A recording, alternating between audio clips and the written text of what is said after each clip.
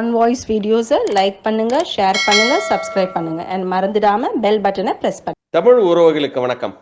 இன்று நம்மோடு இணைப்பில் இருப்பவர் the top political analyst mister வெள்ளை பாண்டியன் அவர்கள். வணக்கம், எப்படி இருக்கீங்க? சார் வணக்கம் சார், நல்லா இருக்கீங்க சார். அதிமுக என்ன மாதிரி ஒரு நிலைமையில இருக்கு அப்படின்ற மாதிரி நீங்க பாக்குறீங்க மிஸ்டர் வெள்ளை பாண்டியன்?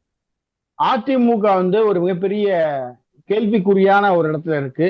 எடப்பாடி பழனிசாமி இதுவரை ஒரு 12 தேர்தலை சந்திச்சிருக்காரு.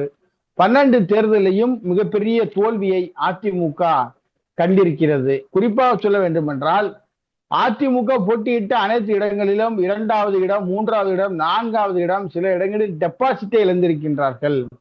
அதிமுக பெரும்பான்மையான இப்ப மொத்தம் நீங்க திருச்சியில இடத்த பக்கத்துல டெபாசிட் போயிடுச்சு அப்படின்ற மாதிரி சொல்றாங்க. ஆமா, கன்னியாகுமரி வர, திருச்சியில இருந்து கன்னியாகுமரி வர மொத்தம் 74 சட்டமன்ற தொகுதிகள். அதில் 7 தொகுதி மட்டும்தான் அதிமுகவே ஜெயிச்சிருக்கு.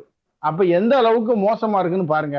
அதே மாதிரி எம்ஜிஆர் காலத்தில் இருந்த அதிமுக வேறு, ஜெயலலிதா காலத்தில் இருந்த அதிமுக வேறு, இடைப்பட்ட காலங்களில் ஓபிஎஸ் கூட இருந்த போது அதிமுக வேறு. இப்ப அதிமுகவுடைய வெற்றி வாக்கு இங்க இருக்கு, வன்னியர் பக்கம் போயிருச்சு. அதாவது கவுண்டர் முக்குலத்தூர் கட்சியா இருந்த அதிமுக அடுத்து எடப்பாடி தலைமையில வரும்போது கவுண்டர் கட்சியா மாறிச்சு. இப்ப யாரு கட்சியா போயிருச்சு? வன்னியர் கட்சி. வன்னியர் பெரும்பான்மை இருக்கக்கூடிய திருவண்ணாமலை, விழுப்புரம், அந்த வன்னியர் பெல்ட் மட்டும்தான் அதிமுக அதிக இடங்கள்ல ஜெயிச்சிருக்காங்க. மற்ற பகுதியில அதிக அளவுல அவங்க வெற்றி பெறவில்லை.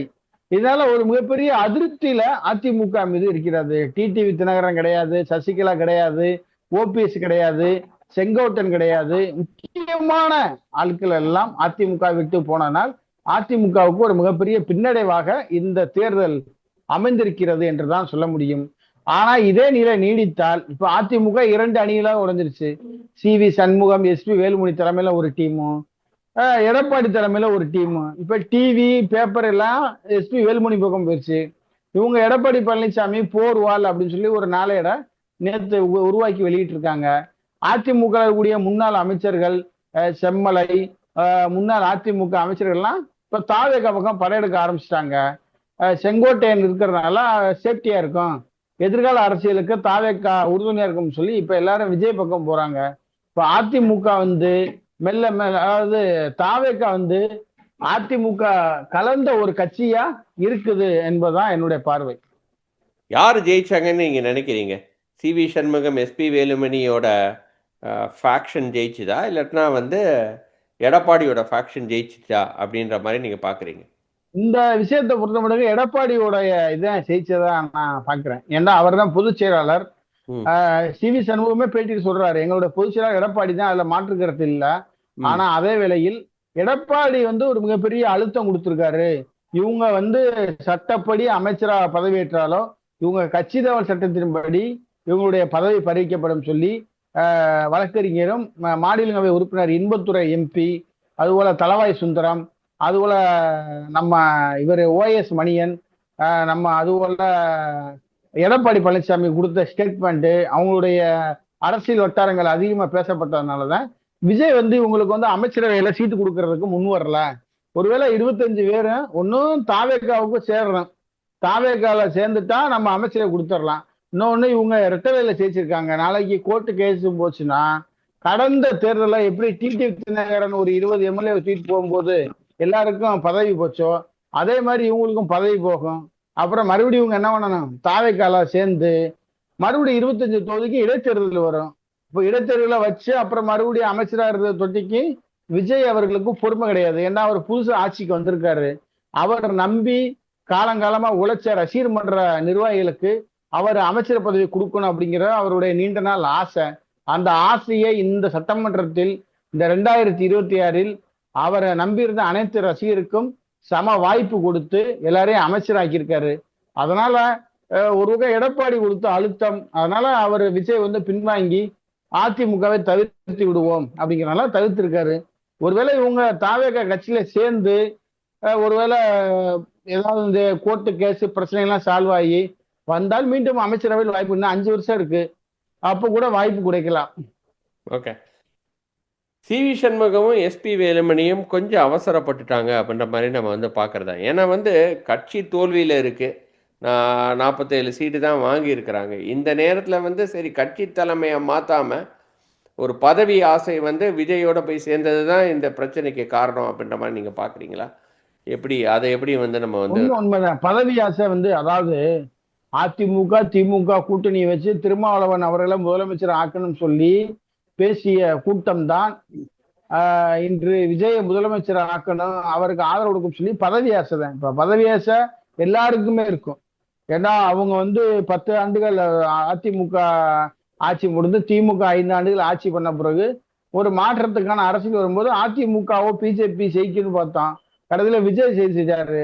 அப்ப இவங்களுக்கு வேற வழி இல்லை, நம்ம வந்து அமைச்சரவையில் இடம்பெறணும், நம்ம அமைச்சர் ஆகணும்னு சொல்லி ஒரு ஆசை இருந்துச்சு. அதனால இவங்க ஒரு வேகமா ஆதரவு கொடுத்தாங்க, ஒரு டீமை உருவாக்குனாங்க, 25 எம்எல்ஏ தூக்குனாங்க. அதனால இவங்க எல்லாமே பண்ணாங்க. ஆனா அது ஒரு மிகப்பெரிய ஏமாற்றமாக அமைந்து விட்டது. எஸ்பி வேலுமணி இவங்க எல்லாம் கொஞ்சம் பொறுமையா இருந்து பேசியிருக்கலாம். பொறுமையா இருந்து பேசி சுமூகமா முடிச்சிருந்தா இந்த பிரச்சனைக்கு முற்றுப்புள்ளி வச்சு இப்ப தற்போது இவங்க வந்து இன்றைய அமைச்சரவை விரிவாக்கத்துல இவங்களை இணைஞ்சிருக்கலாம். ஆனா அதிமுக கொடுத்த அழுத்தத்தினால் இவங்களுக்கு அமைச்சர் பதவி கொடுப்பது நிறுத்தப்பட்டு உள்ளது. இதுதான் உண்மை. இப்போ எடப்பாடி ஆனா விஜய் வந்து சொல்லுங்க. ஆமா, என்ன விஜய் வந்து விஜய் வந்து 25 எம்எல்ஏ கைவிட மாட்டாரு. இவங்க ஒரு ஆளுங்கட்சி எம்எல்ஏ போல செயல்படலாம். அது எப்படி செயல்படலாம்? பதவி இருந்தா தானே வந்து நீங்க செயல்பட முடியும். இல்ல, எம்எல்ஏ ஓட்டு போட்டிருக்காங்க, அவங்களுக்கான நிதிகள், அவங்களுக்கான தொகுதி மேம்பாட்டு நிதியெல்லாம் அதிக அளவுல கொஞ்சம் பலமா வரும் அப்படின்ற மாதிரி நீங்க பாக்குறீங்க. தொகுதிக்கு வந்து நல்லது பண்ண முடியும் அப்படின்ற மாதிரி நீங்க பாக்குறீங்க. தொகுதிக்கு நல்லது பண்ண முடியும், எந்த விதமான பிரச்சனையும் வராது.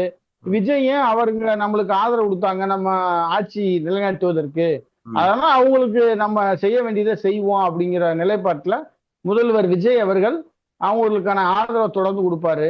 இந்த பிரச்சனைகள்லாம் ஒருவேளை சரியாச்சு அப்படின்னா அவங்க அமைச்சரவையில நீங்க நினைக்கிறீங்களா? ஏன்னா 2 பேர் 2 சைடா இழுத்துட்டு தானே நிக்கிறாங்க இன்னைக்கு. யாருமே ஒரு சுமூகமா வந்து பொதுக்கூடத்தையே வந்து இன்னும் வந்து அவங்க வந்து கால் ஃபார் பண்ணலையே. பொதுக்குழுவே இன்னும் பொதுக்குழு வந்து இன்னும் கூட்டல. இவங்க என்ன சொல்றாங்க, இவங்க தாவேகா பக்கம் முழுசா வரல, வெளியே இருந்து ஆதரவு மட்டும் கொடுத்துருக்காங்க. ஒண்ணு இவங்க முழுசா தாவேகா பக்கம் வந்தால், முழுசா கட்சியில சேர்ந்தால் வாய்ப்பு இருக்கு. இவங்க சேர வர அந்த பிரச்சனை இன்னும் முடியாது, பேசி முடிக்கணும் அப்படின்னு தான் பாக்குறீங்க. அதே மாதிரி எடப்பாடி வந்து அவரோட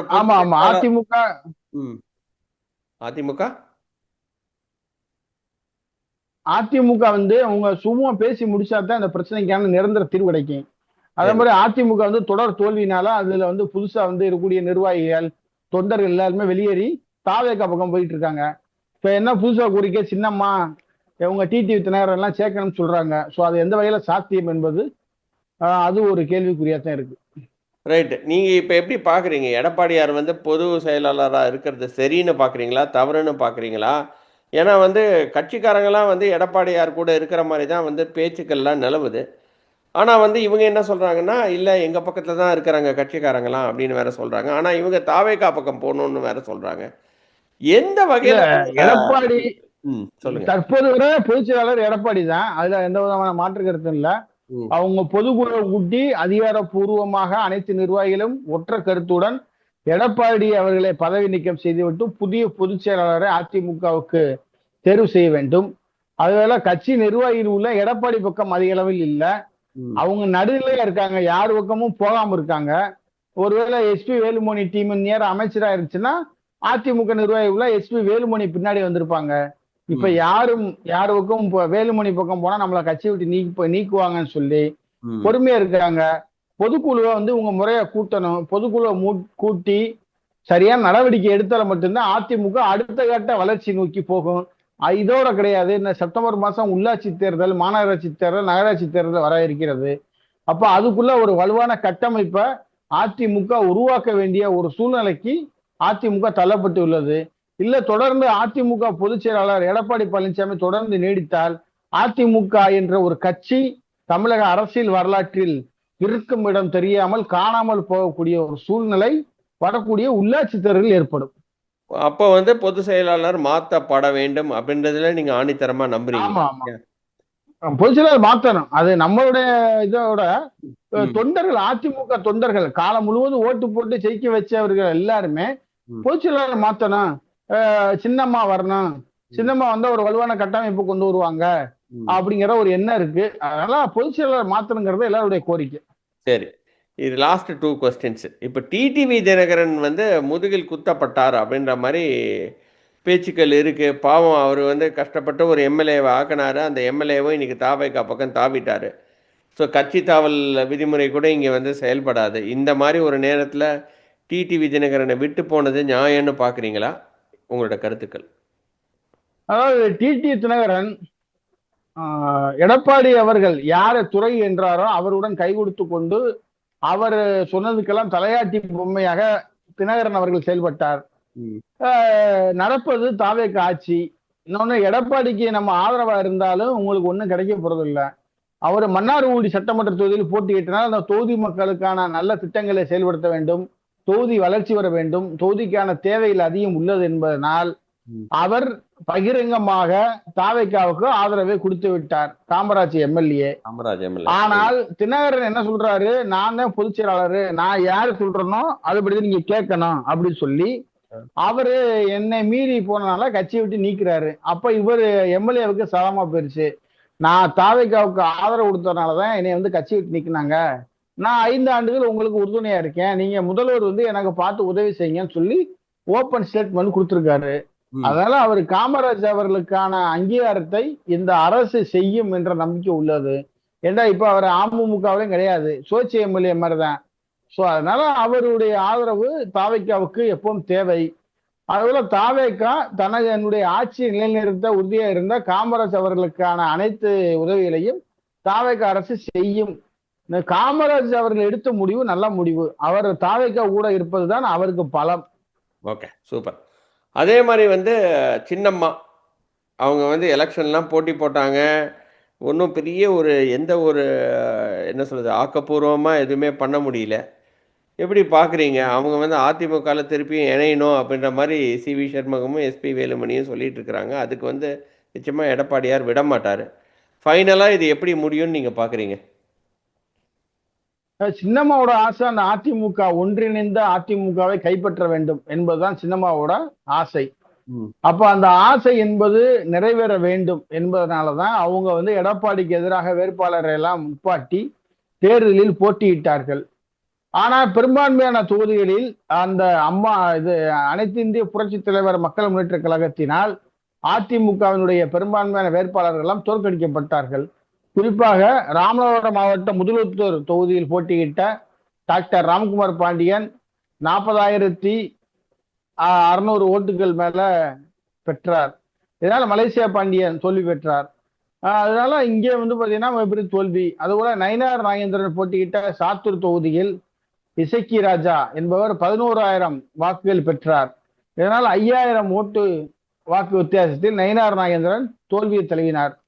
கோயில்பட்டியில் போட்டியிட்ட கடம்பூர் ராஜு தோல்வியிட்டார். அதுபோல தென்காசி தொகுதியில ஒருத்தர் போட்டியிட்டாரு, அவங்களுமே தோத்தாங்க. இன்னொரு தொகுதியில வந்து அவினாசி தொகுதியில வந்து 87 வாக்கு வித்தியாசத்துலதான் அவங்க வந்து தாவேகா வந்து ஜெயிக்குது. அந்த வேட்பாளர் வந்து தோத்த வேட்பாளர் 87 வாக்கு இதனால தோத்து போறாரு. இப்படி பல இடங்கள்ல இந்த சின்னம்மா கட்சி வந்து ஒரு மிகப்பெரிய பாதிப்பை உருவாக்கி இருக்காங்க. ரொம்ப இடங்கள்ல வந்து பின்னாடி போயிருக்காங்க. ஓரளவு சில இடங்கள்ல ஓரளவு கணிசமான ஓட்டுலாம் கிடைச்சிருக்கு. இப்ப திருமங்கலம் தொகுதியில ஆர் பி உதயகுமார் தோத்ததுக்கு காரணம் இந்த அம்மாவோட பிரச்சாரம் ஒண்ணு, அந்த வேட்பாளருடைய பிரச்சாரமும் இருக்கு. அதனால சின்னம்மா வந்து ஒரு அரசியல் தாக்கத்தை ஏற்படுத்தியிருக்காங்க. அவங்களுடைய நோக்கம் அதிமுகவை கைப்பற்ற வேண்டும். அதனால அதிமுக கைப்பற்றினா ஒரு எதிர்காலம் நல்லா இருக்கும் அப்படிங்கிறதுனால அவங்க வந்து அதிமுகவை கைப்பற்றுறதுக்கான முயற்சியில தான் இறங்கி கடந்த முறை தினகரன் அது அது வந்து நடக்கும்னு நீங்க நினைக்கிறீங்களா? எடப்பாடியாரை தாண்டி அது வந்து நடக்கும்னு நினைக்கிறீங்களா? அது அவங்க மத்திய அரசு பேசிட்டு இருக்காங்க, பாரதிய ஜனதாட்ட பேசுறாங்க. அது பார்ப்போம், அது எப்படி வருதுன்னு தெரியல, பொறுத்திருந்து பார்ப்போம். நம்ம வந்து பேசுறோம், சில கருத்துக்களை முன் வச்சு பேசுறோம். அது எந்த அளவுக்கு சாத்தியமா வருங்கிறது பொறுத்து இருந்து நம்ம பார்க்கணும். நம்ம ஒரு வியூகமா சொல்ல முடியாது, காத்திருப்போம். அதாவது காத்திருங்கள் காரியங்கள் தானே நடக்குங்கிற மாதிரி காத்திருப்போம். அது எப்படி வருதோ அதை நம்ம எதிர்கொள்வோம். ரொம்ப ரொம்ப நன்றி நம்மளோட கொஸ்டின்ஸ் எல்லாம் ஆன்சர் பண்ணதுக்கு மிஸ்டர் வெல்லன். கண்டிப்பா சார். இன்னொரு வீடியோவில் சந்திக்கிறேன். அதுவரை நன்றி, வணக்கம். நன்றி, நன்றி. வணக்கம் சார். வணக்கம்.